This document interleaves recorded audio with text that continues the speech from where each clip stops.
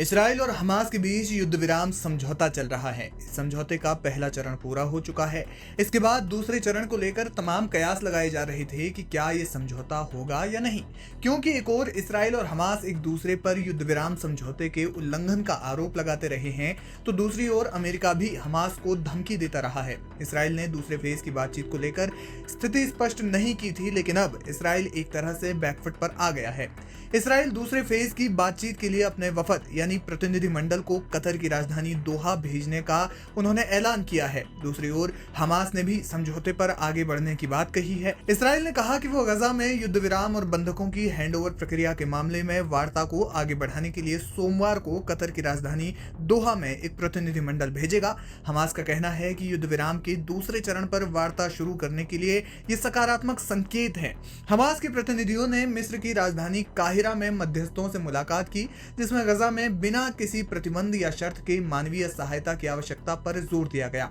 बताया जा रहा है कि दोनों ओर से सीधी बातचीत पर जोर दिया गया है ताकि इलाके में स्थायी तौर पर जंगबंदी हो सके। मीडिया रिपोर्ट्स के मुताबिक समझौते में हमास गजा से इसराइल की पूर्ण वापसी, सीमाओं पर जो नाकाबंदी की गई है उसकी समाप्ति और गजा का रिकंस्ट्रक्शन और उनके लिए वित्तीय सहायता इसमें शामिल हो सकती है। यानी कि हमास की मांगों में ये सब चीजें शामिल हो सकती हैं।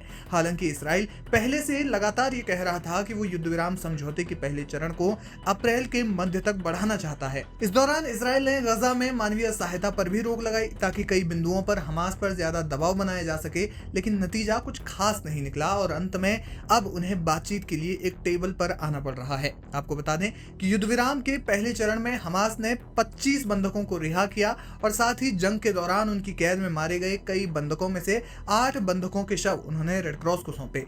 इसके बदले इसराइल ने अपनी जेलों से करीब 1800 फिलिस्तीनियों को आजाद किया। हमास के पास अब भी 24 जीवित बंधकों के साथ 35 शव भी उनकी कैद में हैं, जिसमें अमेरिकी नागरिक भी हैं। जानकार मानते हैं कि हमास इस बातचीत के दौरान इन बंधकों को आजाद करने और शवों को वापस लौटाने पर मान सकता है, लेकिन इसके बदले वो इसराइल के सामने भारी भरकम शर्त रख सकता है, जिसे मानना इसराइल को कड़वा घूंट पीने जैसा हो सकता है, क्योंकि इसराइल की नेतन्याहू सरकार पर अपने देश में भी भारी दबाव उन पर है, जिसका ताजा उदाहरण हाल ही में इस्राएली संसद नेसेट में हुई झड़प है, जहां पीड़ित परिवारों ने सरकार का खूब विरोध किया।